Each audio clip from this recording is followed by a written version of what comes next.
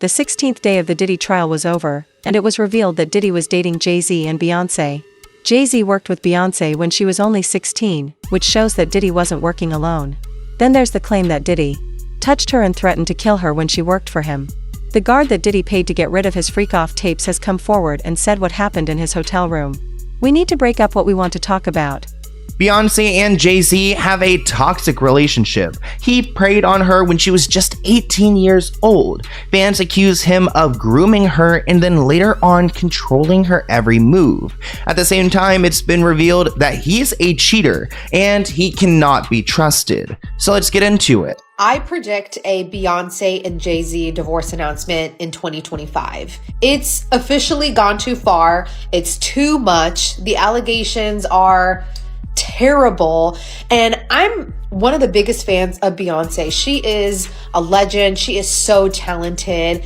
And if you know Beyoncé, she is so picky about what she posts on social media, who she associates with. I feel like the people around her, are very strategic on how her image comes off. And her being tied to Jay-Z, I just don't see it playing out like that. Like, I just don't see her sticking by his side for the long run, especially right now. Finally, the truth about Jay-Z and Beyoncé's relationship is coming out. This includes their money problems, their grooming, and even cheating issues. Jay-Z began dating Beyoncé when she was 16 and he was 28 years old. This went on for a few years, until Jay-Z finally revealed the connection to Beyoncé when she turned 19. In talks, Jay-Z has never been quick to say this, and this is not the first time he has done that. Right into how did two of the biggest names in music even meet? Well, we met a long time ago. Award shows, a lot of different performances. And at what point did the conversation come, hey, do you want to do some music? You know how people, you see each other and you respect each other's music. It's always that conversation, we got to do something. You know that. Right. The time filler. Yeah. You know what I'm saying? When that time filler turns into something real, then it's... Another addition if you think you're looking at a super cute, super fashionable couple. But really, it's a 19-year-old Beyoncé and a 31-year-old Jay-Z. But as the internet is so good at doing, they have sleuthed out the truth thanks to Jay-Z's own lips. They met when she was 16 and he was 28. I don't know about you, but at 28, I don't meet 16-year-olds and think, that's my future wife. But I guess I'm different than most of Hollywood. When will Jay see his day? She was a kid at that time, correct? A 15-year-old girl who had been flown to the United States without parental supervision or a chaperone, brought to a grown man's office in a large corporate Manhattan building. Everybody knew when she flew in. I was there the day she got signed. Everyone was talking about it. And the 6 hours that she spent with him, and the 4 hours that she spent alone with him with no parental supervision. Her father didn't show up to the next day to come and collect the check. Well, and this is her life. The rumors were even beyond that, right? That Jay-Z was cheating on Beyoncé with her when she was 17 is what a lot of this came out through a publicist who later then had to apologize. Have you spoken to my friend Jonathan Hay? You should talk to Jonathan. Please. Because Jonathan was there. He was right there working with Rihanna. And it was right when they started crafting her to be seen as a brand and commodity only and not a person. Rihanna, Aaliyah, and even Beyoncé. Jay-Z's fondness for minors did not begin or end with Beyoncé. He has always had a thing for younger women. To make things worse, 50 Cent claims that the truth behind why Beyoncé stayed with Jay-Z after he confessed to cheating on her is coming to light. Jay-Z and Beyoncé married purely for commercial reasons. Jay-Z noticed Beyoncé's rising popularity and tried to capitalize on it. Jay-Z is reportedly worth $2.5 billion. Look, when Jay signed his contract, the big one was with Beyoncé. When he signed that contract, the marriage contract, he got trophies. Now those trophies. Trophies came rolling in, buddy. He started getting Grammys left and right, man. I mean, look, listen, if you look at his career, this guy. You're gonna let him say that? Jay was getting Grammys. He had one. Exactly. He had one. And he ain't show up. He has like 20 now. Hold on. He had like 18 since he's been down. Look, he had one, bro. Hard Knock Life. You're not wrong. He was one. After that, he got them shits. He started drinking. His pictures with him like things the cup. Wait a minute. So you're saying the success is derived from the marriage? I've absolutely been treated differently. The accolades. Because he's no longer viewed as what, like a street or gangster rapper. Now he's viewed as a businessman, entrepreneur, family man. And the biggest ones because of the position Beyonce's. Oh, wow. On December 13th, 2024, Uncle Ron, a former bodyguard for Jay-Z and Beyoncé, shared a TikTok video outlining how Jay-Z and Beyoncé were in a phony relationship. To control the music business, Uncle Ron said that he had gotten threats from Jay-Z and Beyoncé over what he had to say. According to Uncle Ron, Beyoncé and Jay-Z married as a business link to increase their power. Uncle Ron died 24 hours after this video was released. I know so much on how you got where you are, how you stepped on many people. Beyonce, how you guys ended Carrie Hilson's career because she said something about you.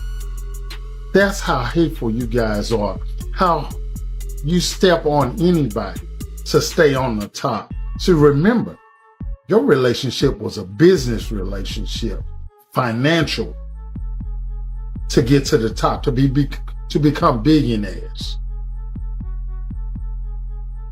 There's no love there.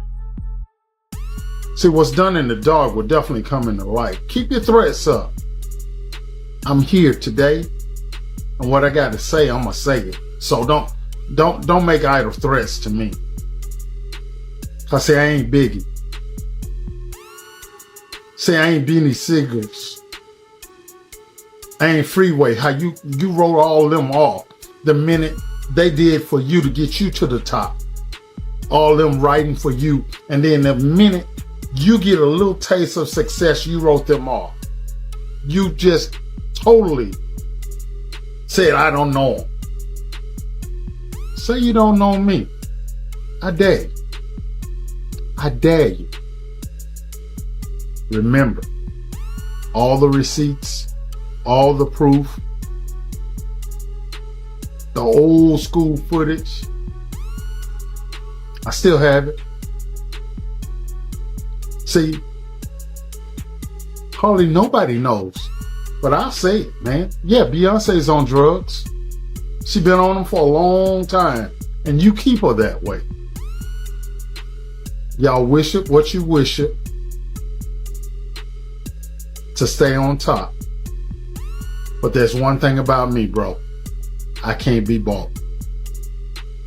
This is Uncle Ron. Just like I know how you got started, I can put my foot down and make it all go away. As we peel back the layers of this relationship, we find that things aren't as they look. Jay-Z and Beyoncé want us to think they are a loving pair, but the truth is far from that. Jay-Z and Diddy are two sides of the same coin, and Jay-Z, like Diddy, is a violent person. Jay-Z pleaded guilty to third-degree assault for stabbing Lance Rivera in December 1999, and Diddy was also involved in a shootout that year. Top rap star is busted. Jay-Z turned himself in tonight, and the cops started working on his rap sheet, accusing him of a stabbing at a trendy party. Kimberly Richardson is at Midtown South right now. Kimberly. Well, Rosanna, just a few hours ago, police here at Midtown South arrested Sean Carter, better known as Jay-Z. The rap star voluntarily turned himself in here at the precinct earlier this evening. Now, Carter is being held here in connection with that stabbing fight that erupted at the Kit Kat Club last night. But just a few moments ago, Carter's attorney had this to say. He's not involved in this, period. He was at the club? That's my only comment. He wasn't involved in this. So it was someone else that did the stabbing and the hitting? I didn't say that. I said he was not involved in it. Now, Slovis goes on to say that at no time was Jay-Z hiding from the police, that they were in touch with cops all day and that they're trying to resolve this as gentlemen. But as Mike Sheehan shows us, Others say they've seen the dark side of Jay-Z. I have my faults. You know, I'm not a perfect person. The people in power had gave that reign to Diddy, and Jay was next in line. So to separate him, when in fact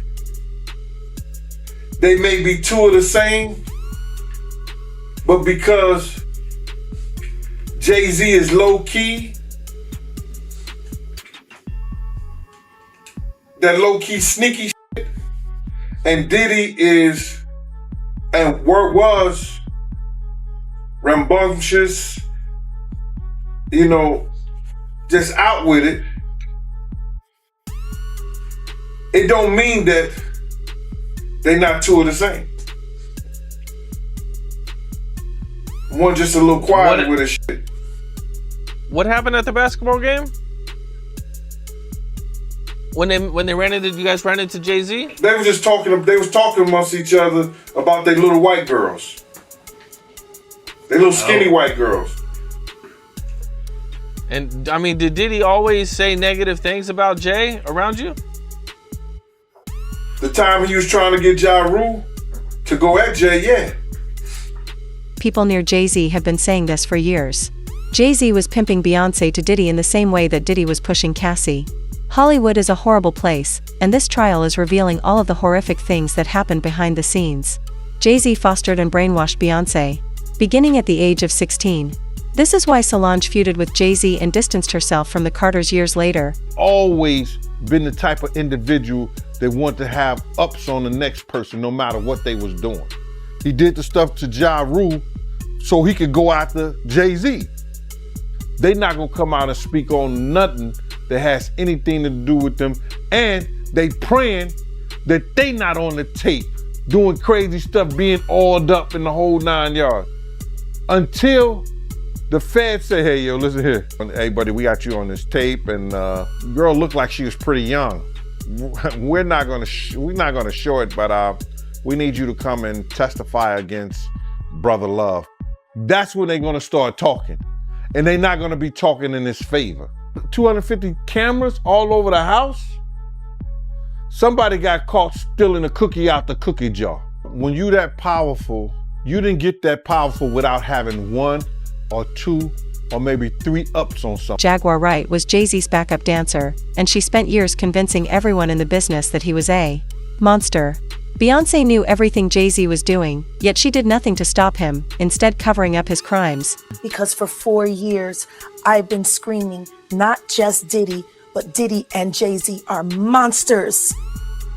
And the victim-making machine kept going on. Jay-Z has been notable by his silence since these charges were brought against Diddy. Why do you think that is? Because that's what he does. He starts little fires everywhere, forces everyone involved to go and carry water while he sneaks away without a response. That changes now, Sean. You must respond. You have no choice. Harvey Weinstein, Jeffrey Epstein, Robert Kelly, Sean Combs have one person in common, professionally and privately.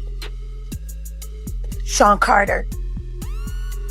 This has been a fist of tyranny that has been punching through our culture and our society for decades. It must stop. Diddy and Jay-Z were not working alone, and everyone who assisted them in concealing their heinous crimes will be held accountable.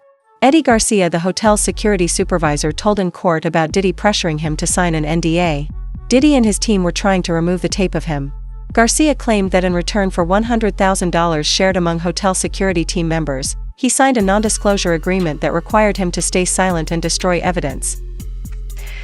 Today, the jurors in his trial heard from a former security supervisor at that hotel.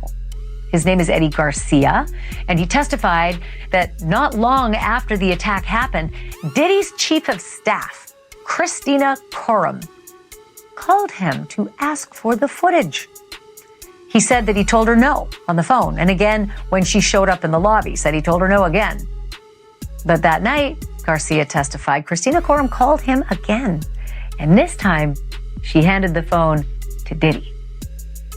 Garcia told the jury in Combs' federal trial that Puff said if that video ever got out, it would ruin his career. He testified that Diddy promised to, quote, take care of him if he could only find a way to get that video. And so, Eddie Garcia, who was promised immunity to tell the truth in court, reached out to his boss, who agreed to sell the video for $50,000. And the following day, Garcia brought a USB drive with that video to a meeting he said included Diddy, that chief of staff, Christina Coram, and one of Diddy's bodyguards. But before handing over that little USB stick, Garcia said he told Diddy he was worried. He was concerned he might be implicated in a crime if Cassie Ventura ever called the police and complained. At which point, according to Garcia, Diddy had a plan. FaceTimed Cassie and ordered her to, quote, tell him you wanted this too, Cassie. A freshly beaten up Cassie was there on the FaceTime wearing a hoodie and complied with Diddy's demand, Eddie testified. He then said he signed a contract swearing that no other copy of the video existed and swearing him to silence with $1 million penalty if he ever spoke of what he saw or of what he did, i.e. the payoff. In return, Garcia says he was handed a bag containing $100,000, double the amount that Garcia's boss had asked for. The feds have also obtained phone records of Diddy's chats with Eddie, which incriminate his chief of staff, Christian Coram, in a separate lawsuit from the federal inquiry made by rapper Lil Rod in February. Coram was described as Ghislaine Maxwell to Sean Combs' Jeffrey Epstein. Diddy's former chief of staff, Christina Coram, had evidence found in her phone that was seized. Today, we heard the testimony from Eddie Garcia, who was a security guard at the Intercontinental Hotel.